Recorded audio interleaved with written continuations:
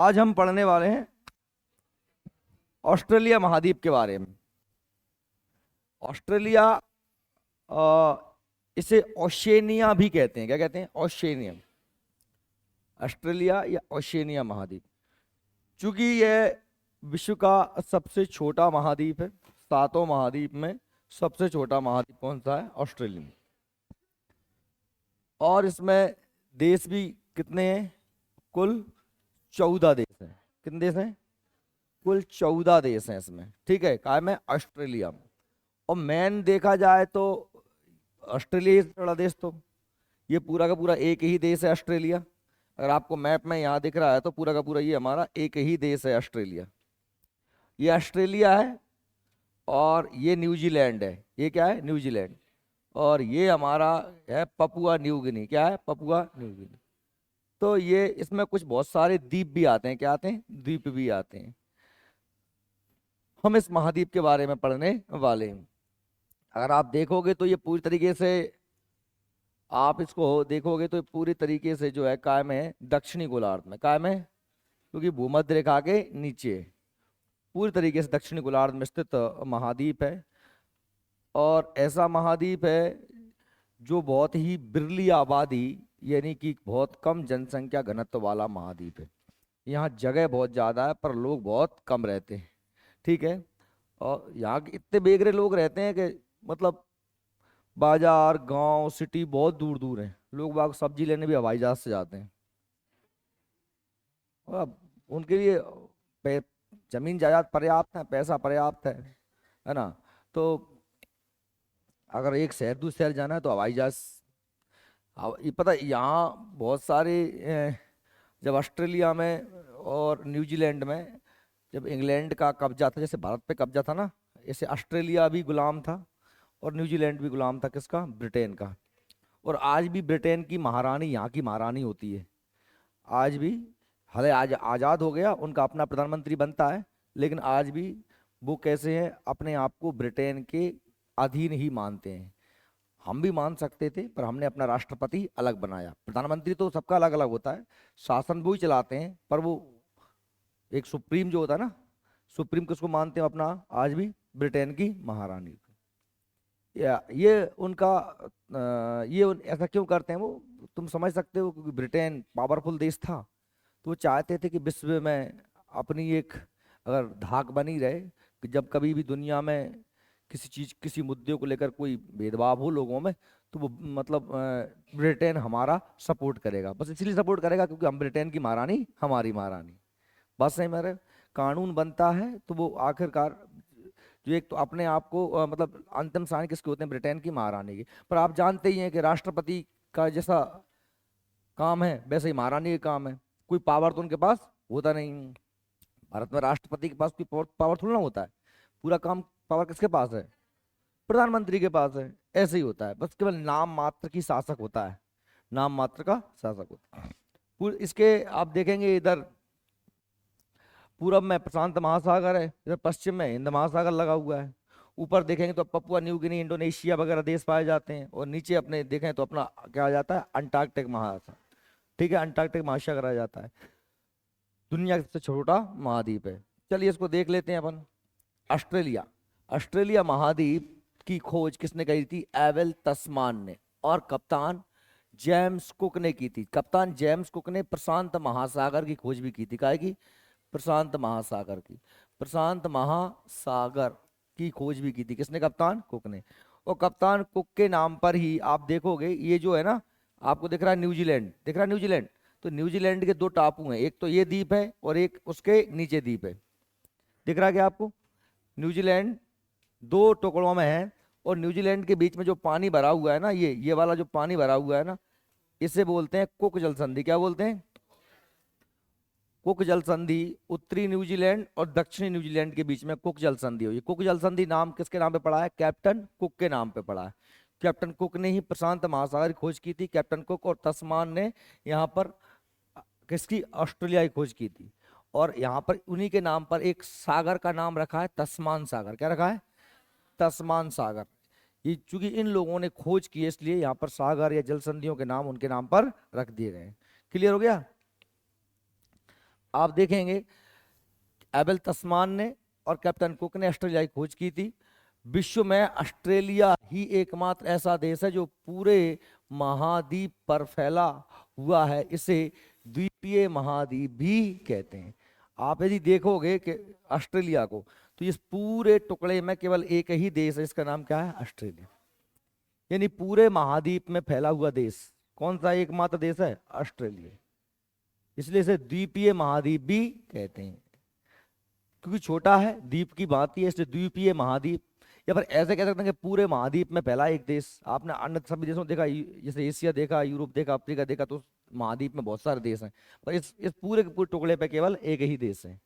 ये न्यूजीलैंड वगैरह अलग से टापू हैं, न्यूजीलैंड हुआ या पपुआ न्यू गिनी हुआ या अन्य टुकड़े हुए, तो ये अलग से हैं टुकड़े, ये अलग से द्वीप हैं, लेकिन ये इस पूरे बड़े द्वीप पर केवल एक ही देश है, उसका नाम क्या है? ऑस्ट्रेलिया। इसलिए इसे क्या कहते हैं? द्वीपीय महाद्वीप कहते हैं। यहाँ ऑस्ट्रेलिया के मूल निवासियों को क्या क्या कहते हैं? एबोर्जियस। क्या कहते हैं? एबोर्जिस। एबोर्जिस क्या कहते हैं? एबोर्जिस। ये मोस्ट है, ऑस्ट्रेलिया के मूल निवासी क्या कहलाते हैं? एबोर्जिस कहलाते हैं। क्योंकि ऑस्ट्रेलिया के जो मूल निवासी वो कम ही बचे हैं, ज्यादातर इधर उधर से लोग जाके बस गए। ऑस्ट्रेलिया में ब्रिटेन का आधिपत्य होने के कारण, जब ब्रिटेन का कब्जा था, तो अब चूंकि वहाँ लोग चाहिए थे काम कराने के लिए, तो वो भारत से, अफ्रीका से लोगों को ले जाकर उन्होंने वहाँ पे मजदूरों के रूप में बसाया था। किसने? इंग्लैंड के लोगों ने। और मूल निवासी यानी जो वहाँ पहले से रह रहे थे, उनकी संख्या वैसे ही कम है, और वैसे ही जनसंख्या घनत्व तो कम है। और तो और यहाँ पर जो है जानवरों को भी इधर उधर से ले जाकर बसाया गया है ना। जैसे कि यूरोप के लोग मांस खाने के लिए खरगोश पालने के लिए ले गए ऑस्ट्रेलिया में।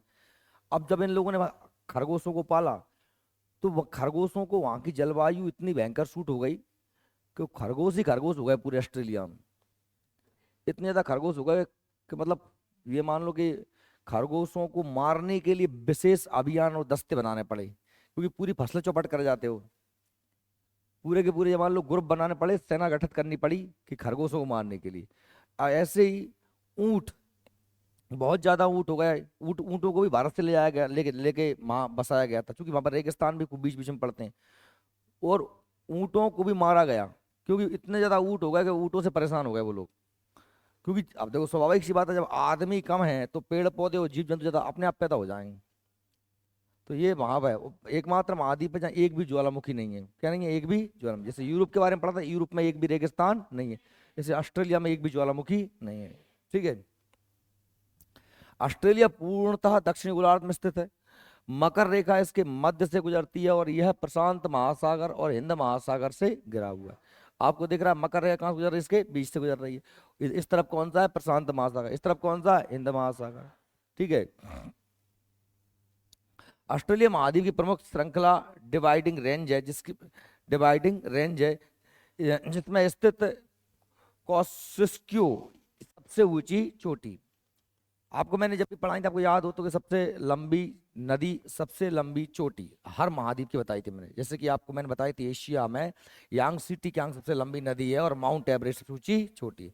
हम आए थे यूरोप में, तो यूरोप में हमने देखा था वोल्गा सबसे लंबी नदी है, और एल्ब्रुस। अभी मैं इसी के बारे में पूछ रहा था, वो एक लड़का मुंह आ रहा था, अभी ये तो हजारों बार पढ़ा चुका हूँ मैं। एल्ब्रुस सबसे छोटी इकाई की यूरोप की। अफ्रीका में आते हैं तो नील सबसे बड़ी नदी है, और किलिमंजारो सबसे ऊंची चोटी। उत्तर अमेरिका पहुंचेंगे तो हम देखते हैं वहां पर मिसिसिपी मिशोरी सबसे लंबी नदी है, और माउंट मैकिनले सबसे ऊंची चोटी है। दक्षिण अमेरिका में आते हैं तो अमेजन सबसे लंबी नदी है, और एकांकागुआ सबसे ऊंची चोटी है।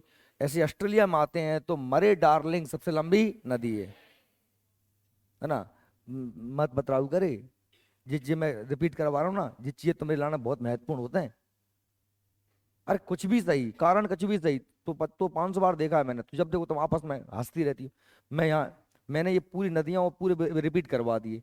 जिन लोगों को थोड़ा बहुत कटमटा रहा होगा, कटमटा, कटमटा समझती ना, एकदम बारीक चीज है भाई, थोड़ी सी दरदरी सी रह गई हो, मतलब थोड़ा बहुत कम कम याद आ रहा हो, एक आध नदी या एक आध शिखर भूल रहा हो, तो उन उन व्यक्तियों के लिए ये पूरा रिवीजन हो गया ना।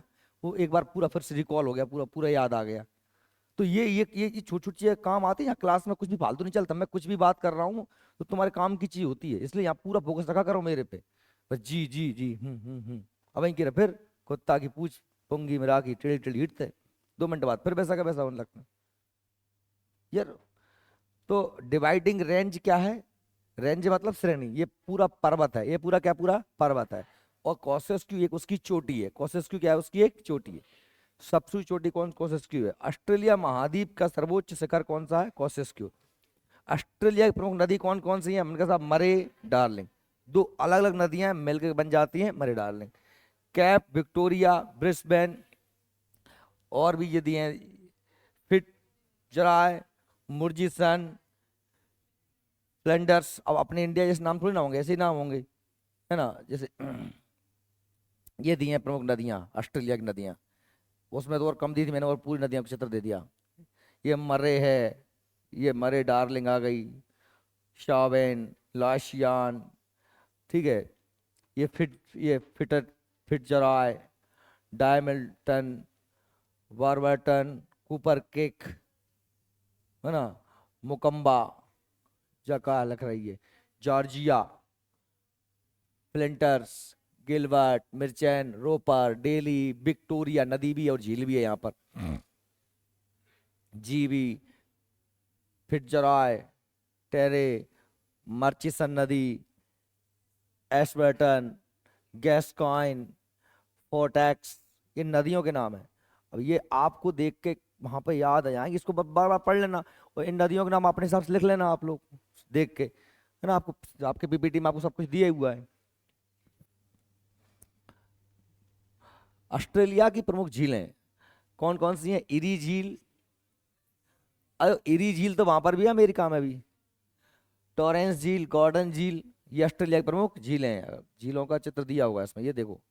ये ऑस्ट्रेलिया की नदी भी दी हैं और झीलें भी दी हैं, जैसे कि ये दी है आयर झील, ये दी है आयर झील दी है, ठीक है। ये इसके अलावा ये दी है गॉर्डन झील दी है, एक और दी है ये बेरिंग झील दी है ना। पश्चिमी ऑस्ट्रेलिया, क्वासीलैंड, ये ग्रेट डिवाइडिंग रेंज है यहाँ पर। ये और क्या, ये विक्टोरिया, विक्टोरिया झील है यहाँ पर।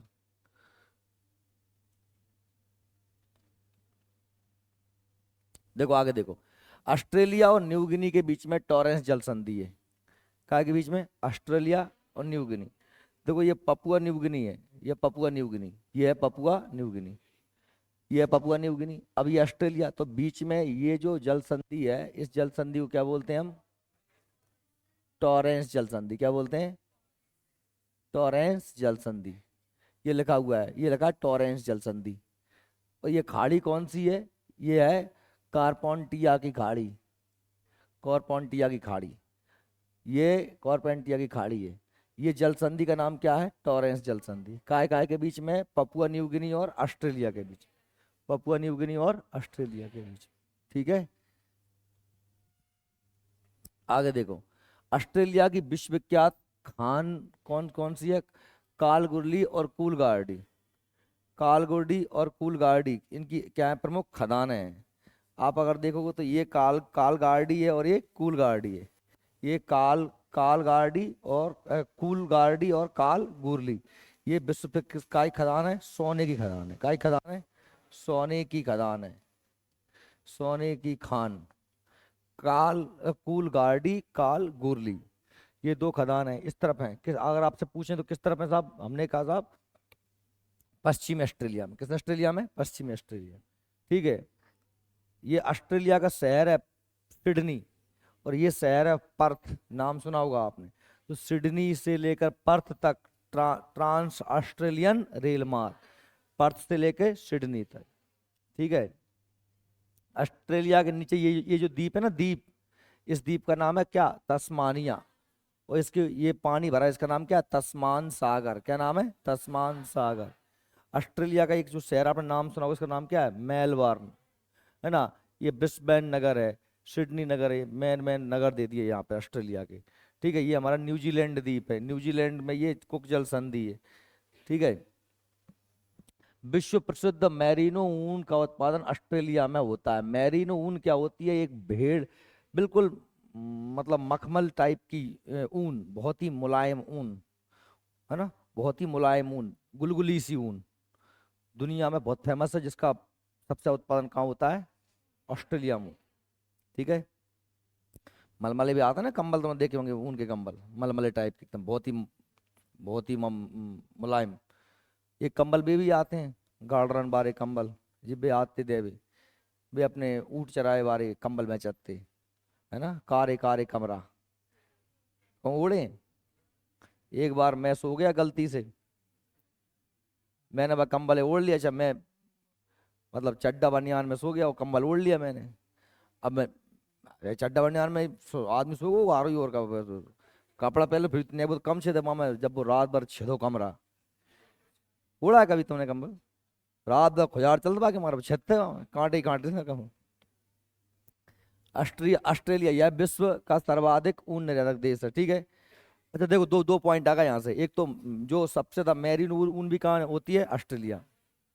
और सबसे ज्यादा ऊन बेचने वाला देश भी कौन सा है? ऑस्ट्रेलिया। भेड़ पालन केंद्र पर काम करने वाले मजदूरों को जेकारू कहा जाता है। क्या कहा जाता है? बहुत, देखो सुनो, सबसे पहली बात तो ऑस्ट्रेलिया में बहुत ज्यादा रेगिस्तान है। क्या है? बहुत ज्यादा रेगिस्तान, बीच के ऑस्ट्रेलिया पूरा रेगिस्तान से भरा हुआ है। अब रेगिस्तानों से भरा हुआ तो वहां पर स्वाभाविक सी बात है कि भेड़ ज्यादा तो होंगी ही होंगी। तो भेड़ ज्यादा है तभी तो ऊन ज्यादा पैदा होती है, तो तभी तो ऊन ज्यादा बेच पाता है। सब समझ में आ रहे हैं? सामान्य सी बात है। भेड़ पालन के लिए बड़े बड़े मैदान जरूरी है, क्योंकि भेड़, बड़े बड़े मैदान कब होंगे? जब ज्यादा कृषि योग्य जमीन नहीं होगी।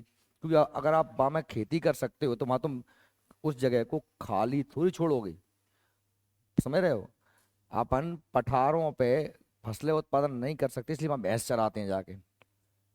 ठीक है। जमीन परती कब छोड़ी जाती है? जब वो उपजाऊ ना हो। अब उपजाऊ नहीं है, उपजाऊ कब नहीं होगी? जब रेगिस्तान वगैरह होंगे। अब उनमें क्या करेंगे? उनमें भेड़ें पालेंगे। अब भेड़ें पालेंगे तो भेड़ों से ऊन पैदा होगी, अच्छी क्वालिटी की ऊन, मेरिन ऊन।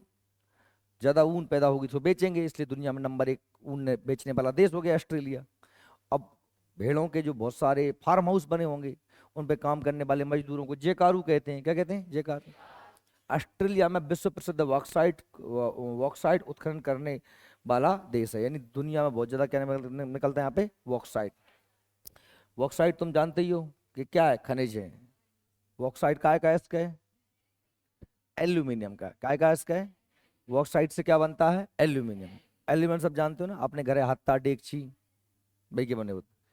ट्रांस कॉन्टिनेंटल रेल मार्ग ऑस्ट्रेलिया का सबसे लंबा रेल मार्ग है, जो सिडनी से काय के बीच में, पर्थ और सिडनी के बीच में। अभी मैंने बताया था आपको, ये देख लो आप। ट्रांस ऑस्ट्रेलियन रेल मार्ग या ट्रांस कॉन्टिनेंटल रेल मार्ग सिडनी से लेकर के ये पर्थ तक जाने वाला रेल मार्ग है। ये सिडनी है और ये पर्थ है। ठीक है। आगे देखें अपन, इस महाद्वीप में ज्वालामुखी ज्वालामुखी का सर्वदा अभाव है। यानी एकमात्र महाद्वीप है जिसमें कोई भी ज्वालामुखी नहीं है। सब देखतू मैं एक एक जने, है ना, जैसा वो सब बैठ रही करने में जहाँ को इतना बता निगाह करी मैं दे तुम मैं खींच कर हाल। न्यूजीलैंड के मूल निवासी को माओरी कहते हैं। अभी ऑस्ट्रेलिया के मूल निवासी क्या कह रहे थे? जय मोहम्मद जयकारू, जयकारू भेड़ बारन से कह रहे हैं, जयकारू कह रहे थे। ये देख ले, ये एबोर्जिस कह रहे थे, एबोर्जिस कह रहे थे। हालांकि माने कहते जयकारू। अब जयकारू भैया भेड़ों के मजदूरों को कहते हैं। ए लाला पीछे बात मत कर, सुन ले तो ध्यान दे ले। और जयकारू भेड़ों के मजदूरों को कहते हैं। और माओरी कहाँ के मूल निवासी हैं? न्यूजीलैंड के मूल निवासी माओरी। ठीक है। जयकारू भेड़ों के मजदूर हैं। और एबोर्जिस ऑस्ट्रेलिया के मूल निवासी हैं। ठीक है। एक ही चीज को बार बार रिपीट करवाते हो। उसमें पढ़ो ना। एमू कोकबारा पक्षी न्यूजीलैंड में पाए जाते हैं। एमू कोकबारा, या ऐसे कीवी भी कहते हैं। क्या कहते हैं? कीवी। कीवी कहते हैं पक्षी को, कीवी। कोकबारा पक्षी ऐसे पक्षी हैं जो उड़ नहीं सकते। ऐसे पक्षी जो उड़ नहीं सकते, दौड़ते हैं। हालांकि शुतुरमुर्ग भी नहीं उड़ता, शुतुरमुर्ग नहीं पाया जाता हालांकि वहां पे। लेकिन मैंने कहा वहां पर कीवी कोकबररा पक्षी पाए जाते हैं जो उड़ नहीं सकते। ये पक्षी इस प्रकार के पक्षी होते हैं। ये ऑस्ट्रिच शुतुरमुर्ग है। हालांकि ये नहीं पाया जाता वहां पे। कौन सा पाया जाता है? ईमू पाया जाता है और कीवी पाया जाता है। ये ईमू है और ये कीवी है। ये उड़ नहीं, ये तीनों पक्षी हैं जो दुनिया में दौड़ते हैं, उड़ते नहीं हैं। ये तीनों पक्षी दौड़ने वाले पक्षी हैं, उड़ने वाले पक्षी नहीं है। शुतुरमुर्ग का अंडा दुनिया का सबसे बड़ा अंडा है। शुतुरमुर्ग पक्षी सबसे बड़ा पक्षी है, पर ये बिना उड़ने वाले पक्षी हैं। ये बहुत तेज दौड़ते हैं, बहुत फास्ट दौड़ते हैं। ठीक है। ऑस्ट्रेलिया महाद्वीप के प्रमुख मरुस्थल हैं कौन कौन से? गिब्सन, विक्टोरिया, सैंडी, जो पश्चिम में स्थित हैं। अगर आप देखोगे तो ये देखो, ये पूरा का पूरा रेगिस्तान, विक्टोरिया रेगिस्तान। इधर आप देखोगे और भी गिब्सन वगैरह पश्चिम इस इलाके में। आपको मैं एक बात बता दूं, मैं हमेशा ध्यान रखना बच्चों। देखिए, जब भी महाद्वीपों की बात, मरुस्थलों की बात हो, तो एक चीज, एक कॉन्सेप्ट दिमाग में रख लो। मरुस्थल जो मुख्य तौर पे पाए जाते हैं ना, मरुस्थल, मरुस्थल जो होते हैं मुख्य तौर पे, जैसे मैं अगर ये दुनिया बना दूं, हमारी दुनिया, ये हमारी पृथ्वी है, ये कॉन्सेप्ट दिमाग में रखोगे तो आपको मरुस्थल हमेशा याद हो जाएंगे। ये भूमध्य रेखा है भैया, और ऊपर हमारी ये कर्क रेखा, और उसके जस्ट नीचे मकर रेखा। अब मैं बना रहा हूं मरुस्थल। दुनिया के जितने मरुस्थल हैं, कर्क रेखा से ऊपर और मकर रेखा से नीचे, या कर्क मकर के आसपास मान लो। क्या मान लो? कर्क मकर रेखा के आसपास। ठीक है। अब आप यहीं से ले लीजिए, भारत में आ जाए, कर्क रेखा में कौन सा रेगिस्तान? थार रेगिस्तान। इसी लाइन को पकड़ पकड़ चले जाओ आगे, अफ्रीका में पहुंच जाओगे। कौन सा? सहारा। कहाँ पहुंच गए? सहारा। दुनिया का सबसे बड़ा। इसी को आगे पकड़ पकड़ चलाओ, काय में? अमेरिका में कैलिफोर्निया, डेथ वैली, मृत सागर। ठीक है। नीचे आ जाओ, नीचे आ जाओ, कहाँ? अर्जेंटीना का रेगिस्तान, दक्षिण अमेरिका में। इधर आ जाओ, कालाहारी मरुस्थल, कहाँ? दक्षिण अफ्रीका में। कौन सा मरुस्थल? कालाहारी मरुस्थल, है ना? बुशमैन, याद आ रहा है कुछ? बुशमैन जनजाति पाई जाती है कालाहारी में। यहाँ आ जाओ, ऑस्ट्रेलिया में ये विक्टोरिया वगैरह, ये रेगिस्तान, सारे रेगिस्तान कहाँ पाए जाते हैं? इन कर्क और मकर रेखाओं के आसपास पाए जाते हैं। क्यों पाए जाते हैं? क्योंकि यहाँ पर वृष्टि छाया प्रदेश बनता है। अगर आप लोगों को दिमाग में आ जाए ना बेटा, तुम अगर थोड़ा सा दिमाग लगा पाओगे तो समझ पाओगे। क्योंकि यहाँ से आधी हवाएं चली जाती हैं इधर, आधी हवाएं चली जाती हैं इधर। पता आ रहा है कुछ?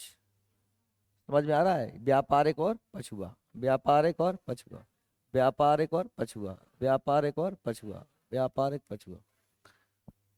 हवा विहीन क्षेत्र हो गया। हवाएं इस तरफ आ नहीं रही, इस तरफ से दूसरी ओर जा रही हैं, वर्षा नहीं होती। सारे मैप देखोगे तुम इन रेखाओं को पकड़ना, कर्क रेखा को आसपास सारे रेगिस्तान मिलेंगे, मकर रेखा के आसपास सारे रेगिस्तान मिलेंगे। ठीक है। और रेगिस्तान फिर कहीं नहीं मिलेंगे। कुछ रेगिस्तान मिलते हैं, वो बहुत, जैसे कर्क से ऊपर मिल गया, जैसे मैंने मिल गया, कौन सा रेगिस्तान मिल गया? गोभी रेगिस्तान मिल गया। कौन सा मिल गया? गोभी। गोभी मंगोलिया में, काय में? बहुत ऊपर है। वो शीत रेगिस्तान है। कैसा रेगिस्तान है? गर्म रेगिस्तान नहीं है। वो पर्वतों के कारण वहां पर जो है, जैसे हमारे लेह लद्दाख में है, वृष्टि छाया प्रदेश बन गया। काय कारण? पहाड़ों के कारण। बादल नहीं पहुंच पाए वहां तक। बादल, कोई पहाड़ है, जैसे कोई पहाड़ है, इधर से बादल आ रहा है, इधर से बादल आ रहा है, तो बादल इस तरफ ही वर्षा करेगा, और इस तरफ वर्षा नहीं होगी। तो यहाँ पर क्या बन जाएगा? वृष्टि छाया प्रदेश। ये जो वृष्टि छाया प्रदेश बनेगा, वृष्टि छाया प्रदेश, ये भी मतलब पानी नहीं बरस रहा, तो ये भी क्या हो जाएगा? रेगिस्तान। पर ये रेगिस्तान कैसे होंगे? शीत रेगिस्तान, क्योंकि ऊंचाई पर है। काय पे है? तापमान कम है, ऊंचाई पर है तो रेगिस्तान, पर कैसे रेगिस्तान है? शीत रेगिस्तान। देखो, मैं आपसे फिर एक बात रिपीट करूं, आप लोग सिर्फ ये करते हो, लाइन पढ़ते हुए आगे बढ़ जाते हो और सोच लेते हो कि हमारा हो गया, हमने पढ़ लिया। पर वास्तव में ऐसा नहीं होता। हमको कोई भी चीज पढ़ना चाहिए और फिर उसके बारे में सोचना चाहिए कि यार ये क्या है, इसका मतलब क्या है। जब आप इस तरीके से पढ़ते हो ना, तो फिर क्या है कि आप कुछ चीज़ रटना नहीं पड़ती। आप जो कहते हो सर याद नहीं होते, हम भूल जाते हैं, हम क्या करें, हमको याद ही नहीं होते। सर मैं इतना पढ़ता हूँ सर, मैंने कल 1 घंटा पढ़ा था। ये कह रहा मेरे सर, मैं 10 बार 25 इतने 2 घंटे पढ़ा सर, आप आए और मैं भूला। आपने पूछा और मैं भूला, और मैं कूट, आप मुझे कूटते हो पर मुझे बुरा लगता है। भाई तू पढ़ रहा है लेकिन तू समझ कहाँ रहा है चीज को। अगर अब तू दिमाग में तूने जैसे रेगिस्तान बिठा लिए कि ऐसे होते हैं रेगिस्तान, अब मुझे बता क्या तुझे ये याद करना पड़ेगा कि सारा रेगिस्तान अफ्रीका महाद्वीप में है, ये पढ़ना पड़ेगा क्या है कि भाई कहाँ पर रेगिस्तान है। अगर आपको क्वेश्चन आ गया बताइए कि ऑस्ट्रेलिया में रेगिस्तान कहाँ पर है, तो अपने आप ही लगा दोगे आपके ऑस्ट्रेलिया में भैया कर्क रेखा के आसपास नीचे, मतलब कौन सा इलाका है, पश्चिमी इलाका या पूर्वी इलाका या दक्षिणी इलाके में कह सकते हो, दक्षिणी इलाके में आ जाएंगे, लगभग लगभग मैप में समझ जाओगे। तो अब देखिए, हमने कहा कि एकमात्र महाद्वीप है कौन सा, वो अफ्रीका, जिससे 3 रेखाएं गुजरती हैं। तो ऊपर वाला इससे टच कौन सा कर रहा है, सारा, और नीचे टच कौन सा कर रहा है, ये कालाहारी, क्योंकि ऊपर रेखा कौन सी, कर्क, नीचे कौन सी, मकर। अब बीच से कौन सी निकल गई, भूमध्य। भूमध्य रेखा गर्मी पड़ती है, यहाँ जोर से पानी बरसता है, तो यहाँ पर क्या पाया जाता है, कांगो बेसिन, दलदल, कांगो नदी पाई जाती। सब मैप से हो जाता है, सब समझ के हो जाता है, सब आप चीजों को थोड़ी समझ विकसित कर लो बस, और कुछ नहीं। देखो आगे, देखो आगे बात करते हैं अपन। गिब्सन, विक्टोरिया, सैंडी क्या है, मुख्य रेगिस्तान है।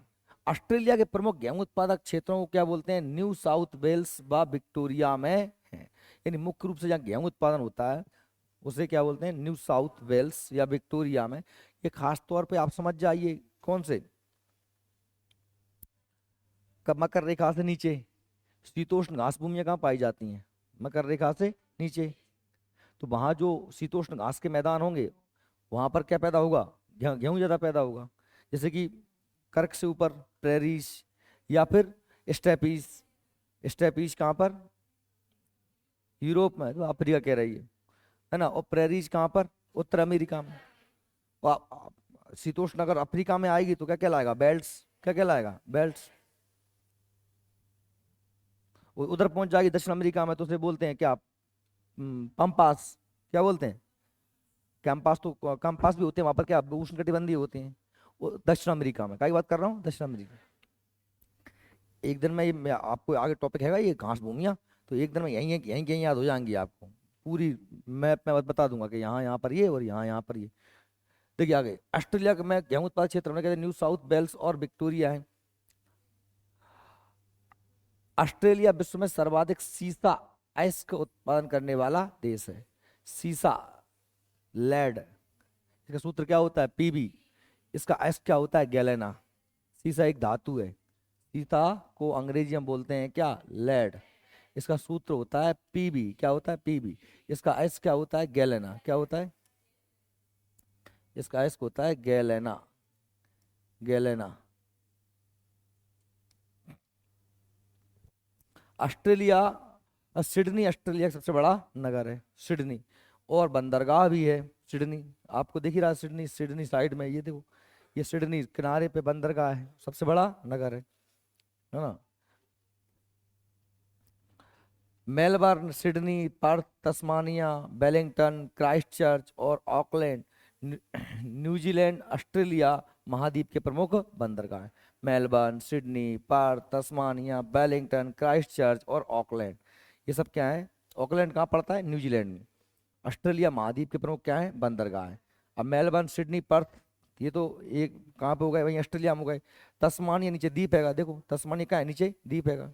ये क्या है, मेलबर्न हैगा, ये सिडनी हैगा, ये ब्रिस्बेन हैगा, वो पर्थ हैगा।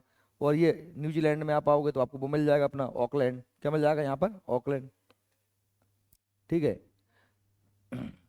ये हमारा कौन सा महाद्वीप कंप्लीट हो गया, ऑस्ट्रेलिया। अब हम बात कर रहे हैं उत्तरी अमेरिका महाद्वीप, किस बात कर रहे हैं, उत्तरी अमेरिका। उत्तर अमेरिका महाद्वीप आपको दिख रहा है। उत्तर अमेरिका महाद्वीप में आप देखोगे तो ये आपको मेन रूप से 3 बड़े बड़े देश दिखाई देते हैं, बाकी इसमें देश कितने, लगभग 23 हैं। कितने देश हैं, 23 देश हैं। लेकिन मुख्य रूप से आप देखोगे तो आपको जो बड़े बड़े देश दिखाई देते हैं वो बताऊं आपको, 3 देश दिखाई देते हैं। ये कनाडा है, सुनो इधर ध्यान से, और बीच में USA, America, United state of America, और नीचे मैक्सिको। अब 20 देश कहाँ हैं, तो 20 देश देखोगे तो वो छोटे छोटे देश पड़ते हैं, क्या पड़ते हैं, ये छोटे, ये आप छोटे छोटे देश में, इसमें आप देखोगे कहीं क्यूबा है, अगर आप इसको देखोगे यहाँ पे इस इलाके में, ये देश दिख रहे हैं आप, क्यूबा, जमैका, कैरिबियन कंट्रीज, ये ऐसे छोटे मोटे। फिर दक्षिण अमेरिका में आ जाते हैं नीचे वाले देश। ये तो उत्तर अमेरिका, ये पूरा पूरा पूरा क्या है, उत्तर अमेरिका। ये छोटे छोटे देख रहे हैं आपका देश, क्या है, उत्तर अमेरिका। अब आप इस महाद्वीप को देखो तो आप गौर से देख पाओगे इस महाद्वीप में ऊपर क्या है, आर्कटिक महासागर, आर्कटिक उत्तरी महासागर। उत्तर की ओर पश्चिम में क्या है हमारा, प्रशांत महासागर। और पूर्व में क्या है, अटलांटिक महासागर। और दक्षिण में क्या है, दक्षिण में हमने कहा साहब ये मैक्सिको की खाड़ी है, या फिर हमारे का कैरेबियन सागर है, या फिर क्या कह सकते हैं, दक्षिण अमेरिका है, दक्षिण अमेरिका महाद्वीप। ठीक है, ये क्या है, मैक्सिको की खाड़ी, ये क्या है, कैरेबियन सागर, और नीचे क्या मिलता है, दक्षिण अमेरिका, दक्षिण अमेरिका महाद्वीप। क्लियर है ना। देखिए इसमें लगभग 23 देश हैं। कितने देश हैं, 23 देश हैं। उत्तर अमेरिका विश्व का तीसरा बड़ा महाद्वीप है। इससे बड़े कौन कौन से हैं, एशिया है और अफ्रीका। एशिया अफ्रीका के बाद उत्तर अमेरिका का नंबर आता है। ठीक है, इसे नई दुनिया भी कहते हैं। उत्तर अमेरिका और दक्षिण अमेरिका को क्या कहते हैं, नई दुनिया। क्यों कहते हैं बेटा, क्योंकि 1492 में स्पेन से निकला था व्यक्ति, कौन, कोलंबस। 1492 में उसने अमेरिका की खोज करी थी। किस अमेरिका पहुंच गया था वो, दक्षिण अमेरिका। कहाँ पहुंच गया था, दक्षिण अमेरिका। वो आ तो रहा था भारत की खोज करने, पर गलती से कहाँ पहुंच गया था, अमेरिका। निकला था कहाँ से, यूरोप से, है ना, अटलांटिक महासागर, सीधे कहाँ पहुंच गया वो, दक्षिण अमेरिका। ये तो उत्तर अमेरिका है, इसलिए दक्षिण अमेरिका से ही फिर लोगों को मालूम चला कि साहब उत्तर अमेरिका भी है। तो इसलिए ये हमारी दुनिया को पहली बार मालूम चला था कि ये भी हैं दुनिया में। तो मैं आपको इस तरीके से बता देता हूँ मैप में देख लीजिए, आप समझ में अच्छे से आ जाएगा। देखो सामने वाला जा तो कहाँ रहा था, यहाँ से इसको आना था इंडिया, कहाँ आना था, इंडिया। स्पेन से निकला था और वो पहुंच कहाँ गया, दक्षिण अमेरिका। कौन, कोलंबस। कब, 1492 में। फिर उसके बाद वास्को डगामा निकला, तो वास्को डगामा फिर पहुंचा भारत 1498 में। ठीक है, इसलिए ये इनके बारे में तो लोगों को मालूम नहीं था। भारत के बारे में तो मालूम था कि भारत है, वो जानते थे, उन्होंने सुना था किस्सों कहानियों में उनके पूर्वजों से, क्योंकि सिकंदर वगैरह यूरोप से ही आए थे भारत। लेकिन इसके बारे में तो इन्हें मालूम ही नहीं था। तो ये तो अचानक मिल गया, कौन सा, उत्तर अमेरिका और दक्षिण अमेरिका। इसलिए इसे क्या कहते हैं, नई दुनिया। बाद में फिर अमेरिको वेस्पुशी नाम का व्यक्ति यहाँ पर आके बसा, और उसने यहाँ पर जो है बहुत लंबे समय तक रहा, उसके बारे में विस्तृत रूप से बताया। तो इसी अमेरिको वेस्पुशी के नाम पर उत्तर अमेरिका का नाम क्या पड़ गया है, अमेरिका। क्या पड़ गया है, अमेरिको वेस्पुशी के नाम पर नाम पड़ा है अमेरिका। और खोज की थी 1492 में कोलंबस ने। किसने की थी, कोलंबस। आई बात सही में आप लोगों को। देखिए इसके उत्तर में आर्कटिक महासागर है। इसके उत्तर में क्या है भैया, आर्कटिक महासागर आपको दिख ही रहा है। उत्तर में क्या है, आर्कटिक महासागर। ये देखिए उत्तर में आर्कटिक महासागर आपको दिख रहा होगा। ठीक है, इसके पूर्व में अटलांटिक महासागर, ये भी आपको दिख रहा है। ये पूर्व में क्या है, अटलांटिक महासागर। इसके पश्चिम में प्रशांत महासागर है, ये भी आप देख सकते हैं। ये क्या है, पैसिफिक ओशन, प्रशांत महासागर। और इसके दक्षिण में प्रशांत महासागर, दक्षिणी अमेरिका, या हम कह सकते हैं कैरिबियन सागर, या हम कह सकते हैं मैक्सिको की खाड़ी आदि स्थित है, कहाँ में, दक्षिण में। चलिए उत्तर अमेरिका में आगे बढ़ते हैं। उत्तर अमेरिका के प्रमुख तथ्य की बात, सर्वोच्च बिंदु कौन सा है, माउंट मैकिनले। अभी मैंने आपको याद करवा दिया, माउंट मैकिनले। निम्नतम बिंदु कौन सा है, मृत्यु की घाटी। नीचे स्थल कौन सा है, डेथ वैली। डेथ वैली, अगर डेथ वैली की बात करूं मैं, तो डेथ वैली आपका कहाँ पड़ता है, इस इलाके में। कहाँ पड़ता है, नीचे। ठीक है, ये मैंने हिंदी के चक्कर में डाल दिया, थोड़ा थोड़ा इसमें धुंधला दिख रहा है आपको कुछ। ये उत्तर ध्रुवीय सागर, ग्रीनलैंड, हडसन की खाड़ी, कैनेडियन, ये कुछ इसमें छोटी छोटी, ये जैसे कि ये दिया है हमारा मैक्सिको की खाड़ी। इसके ऊपर यहाँ पर मिलेगा आपको डेथ वैली, इस इलाके में ये मैक्सिको आ जाता है। यहाँ पर मिलेगी डेथ वैली, ये रेगिस्तान मिलेगा। कैलिफोर्निया ही, यहीं तो, यहीं पर तो कैलिफोर्निया पड़ेगा तुम्हें, और कहाँ पड़ेगा।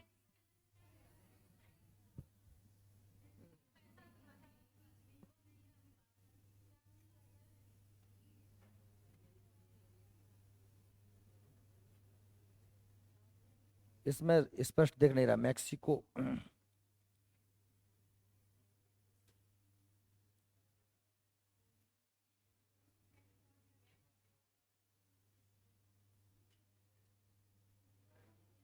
तुम्हारे उसमें दिख रहा है किस इलाके में, किस तरफ बता रहा है? इधर, ये ग्रीन। हाँ यहीं कहीं पे हुआ।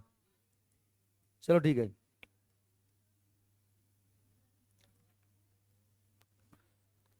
सबसे बड़ा देश कौन सा है? कनाडा है।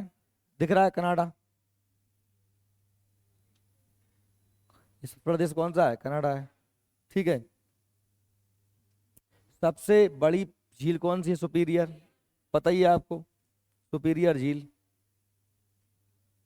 यहाँ पर मिलेगी आपको कौन सी? सुपीरियर झील, इस इलाके में। ठीक है। सबसे महान झीलों में कितनी झीलें आती हैं? Superior, Michigan, Huron, eri, Ontario.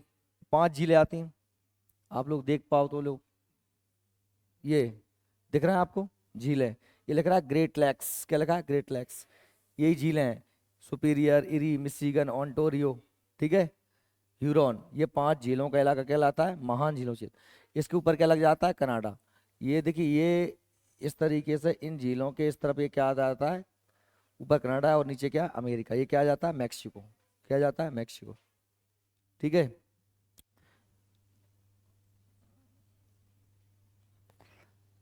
सबसे गर्म स्थान मौत की घाटी है, वही डेथ वैली है, कैलिफोर्निया में। डेथ वैली कैलिफोर्निया में। एल्वेस्टन पार्क में ओल्ड फेथफुल नामक विश्व का सबसे बड़ा गीजर है। याद आया कुछ? किस किस को याद आ गया? बताया था मैंने ज्वालामुखी पढ़ाए तब। जब मैंने ज्वालामुखी पढ़ाए थे तब मैंने बताया था आपको। क्या बताया था? गेसर और धुआंरे साथ साथ पाए जाते हैं। ये क्या है? ये ज्वालामुखी की ही जैसी होते हैं, बस इनमें क्या निकलता है? गर्म पानी निकलता है। और अपना अमेरिका में जो एलोस्टोन पार्क है उसमें ओल्ड फेथफुल गेसर बहुत फेमस है। ओल्ड फेथफुल नामक गेसर बहुत ज्यादा फेमस है। जो जो जो लिख रहा है मोहम्मद, देखे मन मन से ही मोबाना रहा आराम करो। तो देखा, तो दिखाने ओल्ड फेथफुल गेसर बेमतलब में रिएक्शन करता है चेहरे में।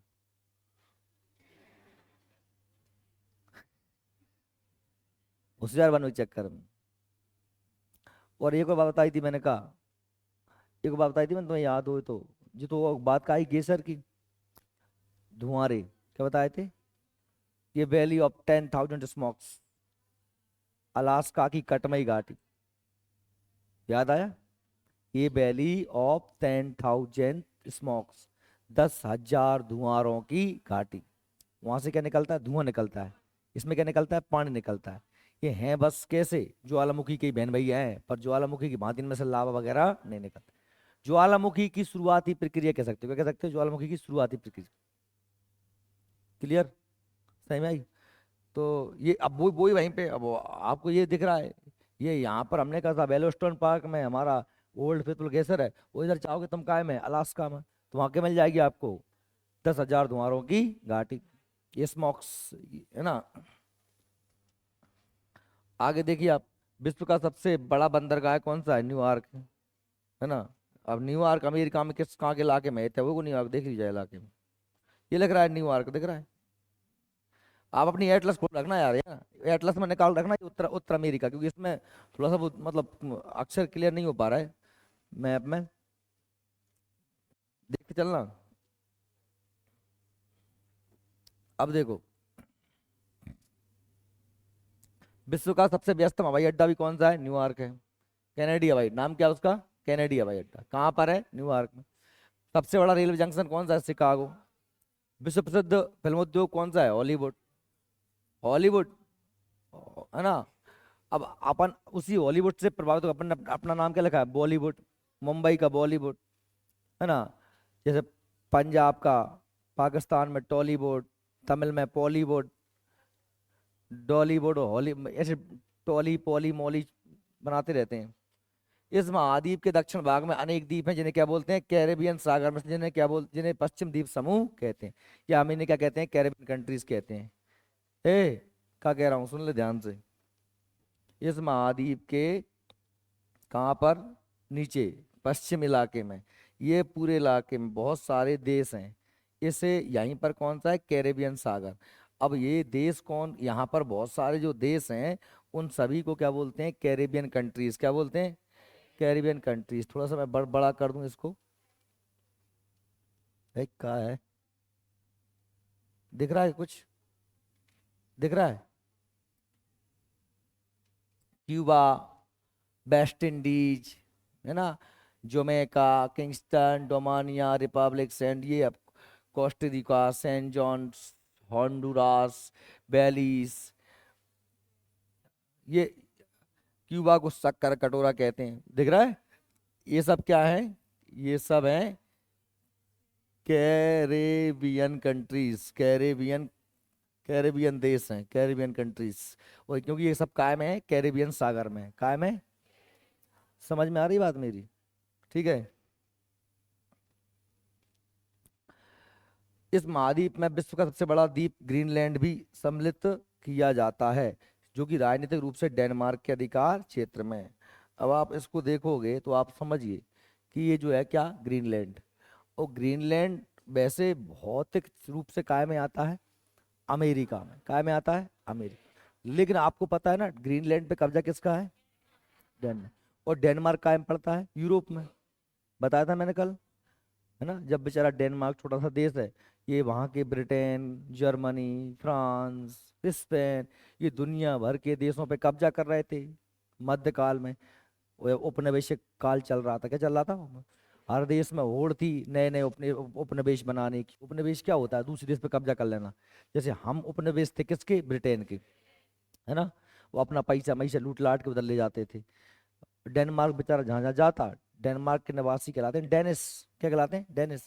तो जहाँ जहाँ जाते उन्हें सब भगा देते हैं, ठीक है। उन्होंने कहा वो बेचारे इधर पहुंचे ग्रीनलैंड। अब यहाँ पे कोई इंग्लैंड वगैरह कोई आए नहीं थे, क्योंकि अभी वो यहाँ क्यों आते, क्योंकि यहाँ पर तो क्या था, बर्फ ही बर्फ था।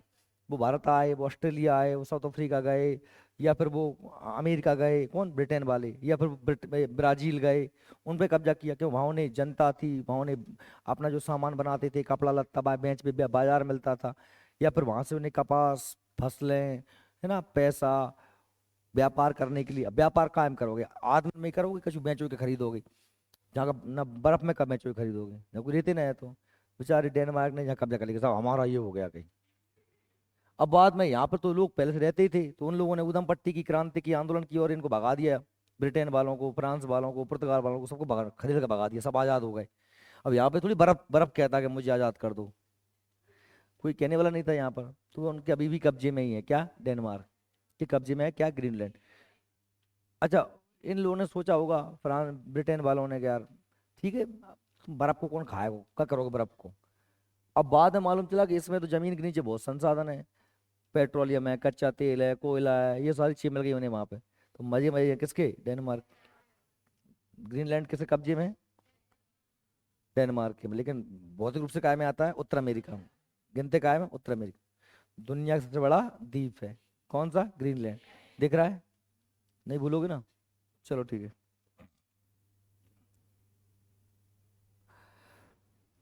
जो कि देखिए इरी और ओंटारियो झीलों के मध्य विश्व प्रसिद्ध नियाग्रा प्रपात है। कौन सी, इरी और ओंटारियो। अब आपको भी तो पता ही है ना, इरी ओंटारियो झीलें कहाँ हैं, ये अपनी इरी ओंटारियो झीलें हैं। ये इरी, ओंटारियो, मिशिगन, यूरोन, ये 5 महान झीलें, उंगली नुमा झीलों का क्षेत्र। और हमने कौन कौन से जलप्रपात कहा, नियाग्रा। कौन सा जलप्रपात कहा, नियाग्रा। तो ये प्रश्न बन जाएगा, नियाग्रा जलप्रपात कहाँ है भैया, तो इरी और ओंटारियो झीलों के बीच में। अब ये eri, Ontario, Michigan, Huron, superior, ये सब झीलें कहाँ पर हैं, ये इस इलाके में, महान झीलों का क्षेत्र। अब जाए चीजें तुम कितनी बार कवा लो, वही लिखा है, पढ़ लो, अब समझ लो अच्छे तरीके से। जब झील पढ़ाई तभी बताई थी, अब यहाँ बता दी मैंने, ठीक है। अब आगे देखें आप, पश्चिम कॉर्डिलेरा का सर्वोच्च पर्वत शिखर माउंट मैकिनले है। आपको बताया था मैंने, सबसे ऊंचा शिखर कौन सा, माउंट मैकिनले, अलास्का में स्थित है। और यहाँ सक्रिय ज्वालामुखी भी कहाँ पर है भैया, ये अलास्का में। अब अलास्का कहाँ है, ये क्या है, अलास्का। यहाँ पर क्या मिलेगा आपको, माउंट मैकिनले, ठीक है। यह सक्रिय ज्वालामुखी भी है। सेंट लॉरेंस नदी महान झील क्षेत्र से निकल करके अटलांटिक महासागर में गिरती है। यह उत्तर अमेरिका की सबसे अधिक व्यस्त अंतःस्थलीय जलमार्ग है। कौन सी मैं हम ये कह रहे हैं भैया, एक नदी, इसका नाम क्या है? Saint Lawrence. ये नदी कहाँ से निकलती है? इन झीलों से, और निकल कायम गिर जाती है अटलांटिक महासागर में। और ये क्या है कि बहुत ही ज्यादा व्यस्त नदी है। व्यस्त मतलब क्या है कि इसमें से बहुत ज्यादा क्या चलते हैं? पानी के जहाज चलते हैं। समझ में आ रही मेरी बात? सेंट लॉरेंस नदी महान झील क्षेत्र से निकल के कायम कर रही है अटलांटिक। ठीक है, आप आगे देखें। ग्रेट बेसिन पठार इस महाद्वीप का सबसे बड़ा अंतर पर्वतीय पठार है। यहाँ की नदियां समुद्र तक नहीं पहुंच पाती। ग्रेट बेसिन पठार इस महाद्वीप का सबसे बड़ा अंतर पर्वतीय पठार, ऐसा पठार जो तीनों ओर से, चारों ओर से कहाँ से घिरा होता है? हमने कहा साहब पर्वतों से घिरा। ये पर्वतों के बीच में कोई पठार है, पर्वतों के बीच में कोई पठार है, उसे क्या बोलते हैं हम? अंतः पर्वतीय पठार। ठीक है, ये इस महाद्वीप का प्रमुख रेगिस्तान सोनेस है, जो कि एरिजीना कैलिफोर्निया और मेक्सिको में फैला हुआ है। कौन सा? एरिजीना कैलिफोर्निया मैक्सिको में फैला हुआ है। नाम क्या है उसका? सोनेस। अब अगर आप थोड़ा दिमाग लगा लो, हमने कहा साहब ये रेखा कौन सी जा रही है हमारी? कर्क रेखा। मकर आ जाएगी ऊपर है, चाचो ने क्यों कर तो यार तुम लोग। तो इस इलाके में, कौन से इलाके में? हमने कहा इस इलाके में बहुत सारा क्या है? रेगिस्तान। क्या काम है ना, हमेशा कर्क रेखा से ऊपर क्या मिलता है आपको? रेगिस्तान मिलता है। तो ये यहाँ पे क्या है? कैलिफोर्निया। ये क्या गया? मैक्सिको। इस इलाके में हमारा क्या है? रेगिस्तान है। जैसे आप यहाँ लाइन पकड़ पकड़ चले जाओ तो इतना क्या मिलेगा? अफ्रीका में सहारा मिल जाएगा, इंडिया में क्या मिल जाएगा? थार मिल जाएगा। बस लाइन पकड़ पकड़ चले जाओ तो मिल जाएंगे आपको। अब देखोगे तो आप विश्व के मैप में देखोगे। ठीक है, तो भैया आगे देखते हैं अपन। रेड इंडियन एन्यूइट अल्टूस व एक्सिकुमो उत्तरी अमेरिका के मूल निवासी हैं। वेरी मोस्ट पॉइंट है कौन सा? Red Indian. रेड इंडियन एन्यूइट अल्टूस अलूटस और एक्सिकोमो एक्स एक्समो एस्किमो एस्किमो एस्किमो, ये बर्फ में घर बना के रहते हैं। कौन? एस्किमो। एस्किमो कहाँ में रहते हैं? बर्फ में घर बना के। और इनके घरों को कहते हैं इग्लू। क्या कहते हैं? ये उत्तर अमेरिका में रहते हैं, कनाडा में। कौन से? एस्किमो। कौन से? एस्किमो। जबकि रेड इंडियन कहाँ रहते हैं? जो रेड इंडियन की बात करें तो आपने जैसे कि अमेरिका का राष्ट्रपति रह चुका है कौन? भी काले लोग, बराक ओबामा। वो कौन था? Red Indian. कौन था? Red Indian. अमेरिका में दो भते लोग पाए जाते हैं, काले और गोरे। काले लोग एकदम बड्डी मूड के, गोला मुंह के, चपटी नाक के, है ना, बड्डे बड्डे ओंठन के, कारे। ठीक है, तो वे होता है रेड इंडियन। और जो गोरे लोग हैं ये तो ब्रिटेन ब्रिटेन से जाके बसे हैं वहाँ पे, जितने भी गोरे लोग हैं। और हमने कहा साहब ये एस्किमो लोग कौन से हैं? ये बर्फ के घरों में रहते हैं। क्या में रहते हैं? बर्फ के घरों में रहते हैं। अच्छा, एक दिन मैं ऐसे ही पढ़ा रहा था तो एक भला आदमी पूछता कि सर, कि वो तो मान लिया बर्फ घर में रहते हैं, कि जैसे मान लो उन्होंने घर बनाया बड़ा है, वो सो गए, वो कौन सवेरे सवेरे बर्फ पे गल गो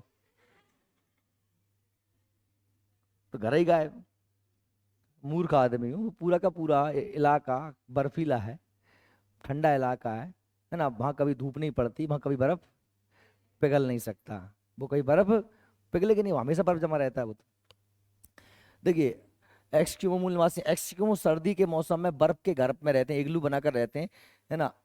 ये रेडियर कुत्तों का उपयोग स्लेज गाड़ी खींचने में करते हैं। हम देखो वो फिल्मों में कुत्ते गाड़ी को खींचते हैं।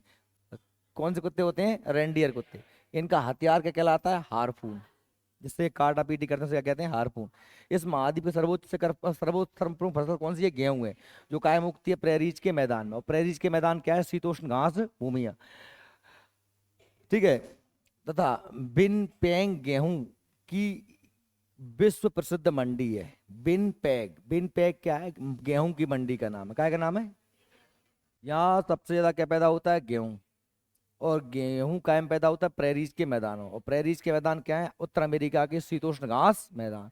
शीतोष्ण घास मैदान। और गेहूं को बेच पे कहाँ ले जाएंगे? तो मंडी में। मंडी कहाँ की है? बिन पैग।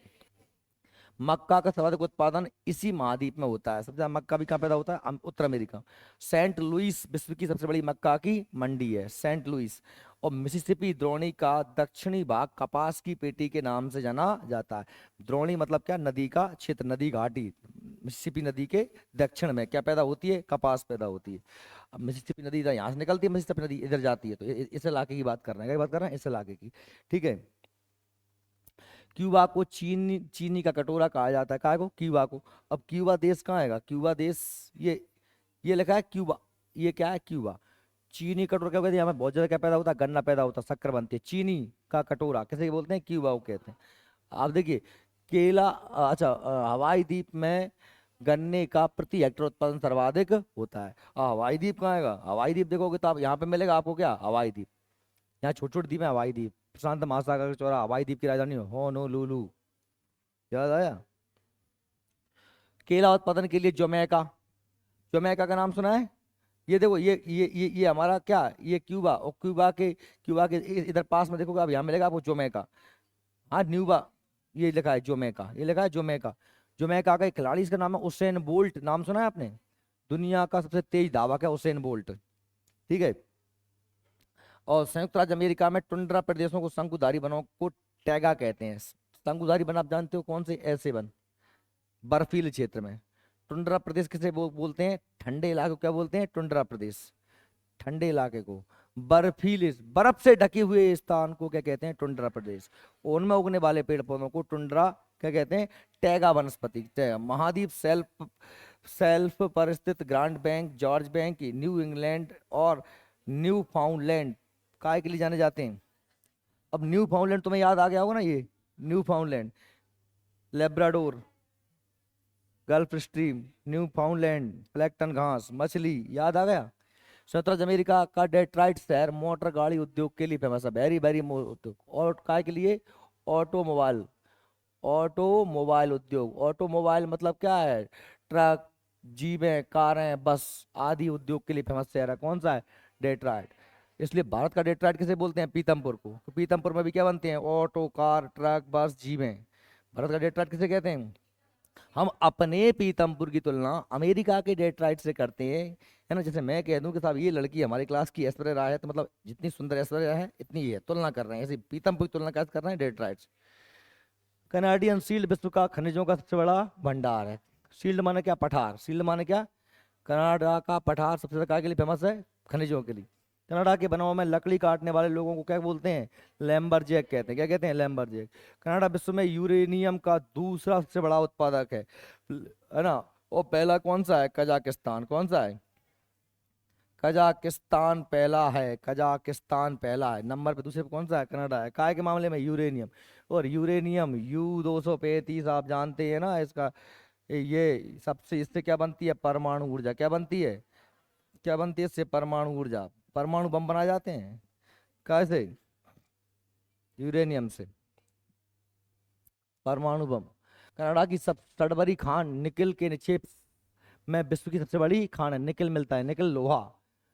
ब्रिटिश कोलंबिया कनाडा की सुलिवान खान का विश्व में प्रथम स्थान है।